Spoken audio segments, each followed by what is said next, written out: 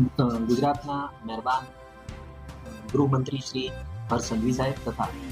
DG સાહેબ અને સુરતના પોલીસ કમિશનર શ્રી અનુપમસિંહ ગેહલોત સાહેબ દ્વારા જે સૂચના મળેલી છે અને move drugs in Surat city અભિયાન અમે ચલાવી રહ્યા છીએ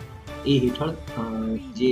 અમારા બાતમીદારો છે એમને અમે એક્ટિવ કરેલા છે, અમારા જે પણ સ્ટાફ છે એમને પણ એક્ટિવ કરેલા છે અને આવી કોઈ પણ બધી જો ચાલતી હોય તો એને નેસ્ત નાબૂદ કરવાનું જે અભિયાન અમારું ચાલી રહ્યું છે એના ભાગરૂપે ગઈકાલે એક બાતમી મળેલી હતી કે ઓરિસ્સાથી ટ્રેનમાં 2 ઈસમ અને એક મહિલા